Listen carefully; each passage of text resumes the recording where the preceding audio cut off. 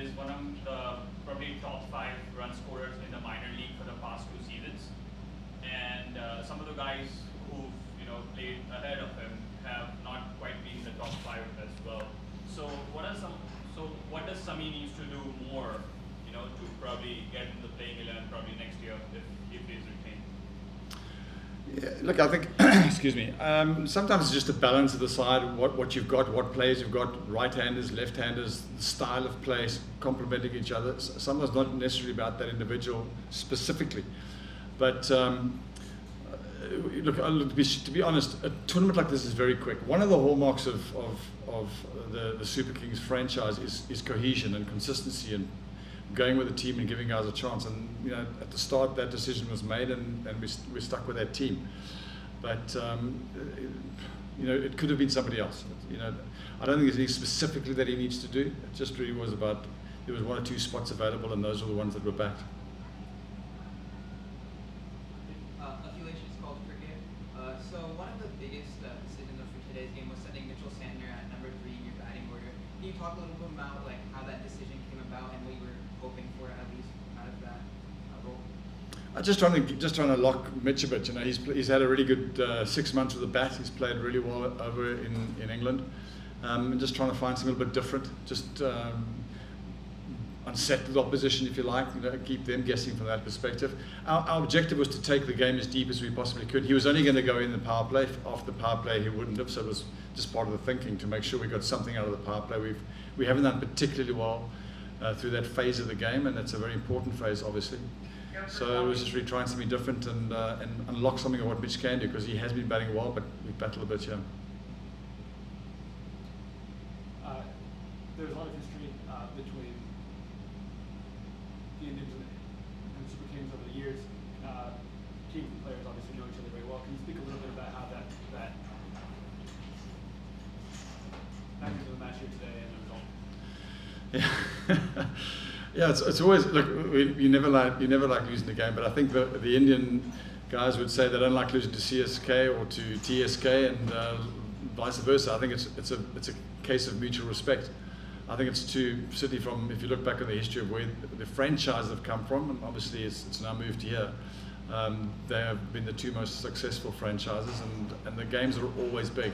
If you look at the followings on social media, they are we are the 2 teams that have the most followings, the most interest. So when we clash, it's a big clash, and there's mutual respect for each other, and you want to beat the best. And certainly from that perspective, it's come a long way, as you say.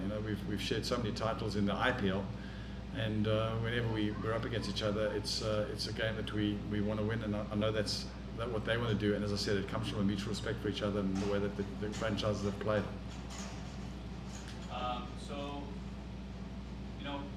Talking from the entirety of these 6 or 7 games, how do you sum up the performance of the domestic talents that you guys have at your disposal?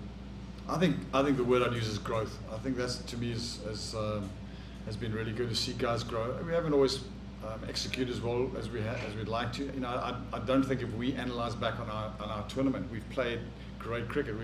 We've won games from losing positions and got ourselves into situations we could win. So I think throughout the lineup, the guys have not really been as consistent we'd like from them. Somebody even like Faf du Plessis, our captain, would be frustrated with his performance.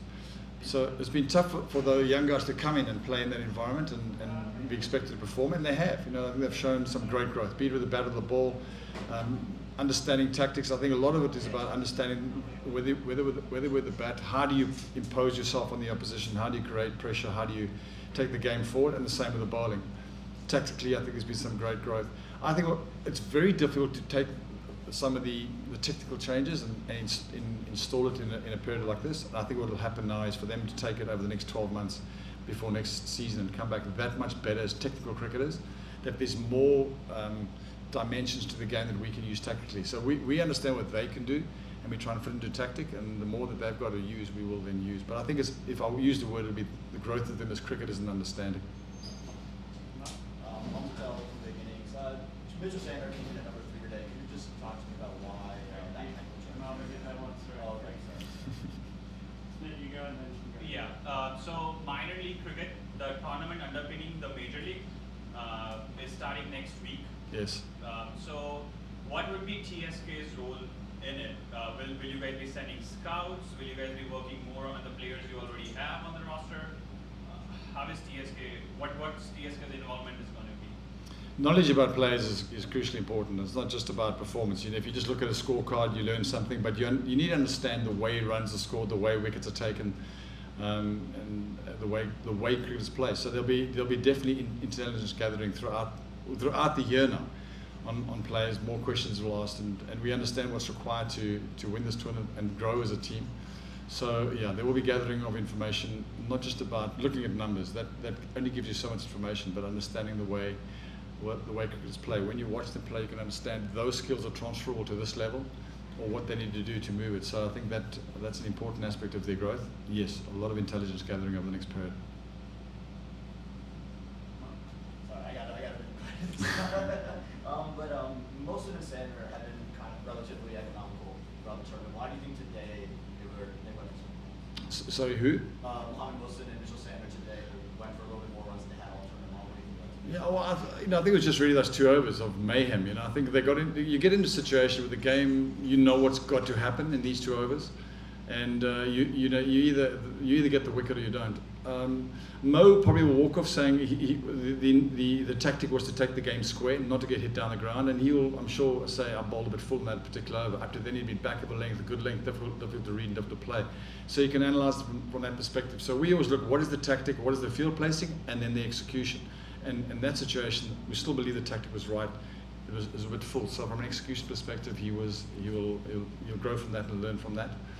And the same, I suppose, with Mitch. You know, they were always going to hit him straight down the ground. Maybe a bit slow, maybe a bit of a pace on. That's something we'll do in a debrief, in a discussion. But it was the pivot point of the match. It was always going to be that pivot point before we go into those last 3 or 4 overs. And unfortunately, today for us, it went against us because they played exceptionally well and they got power to burn, as you can see. All right. Thanks very much, Eric. Thank you.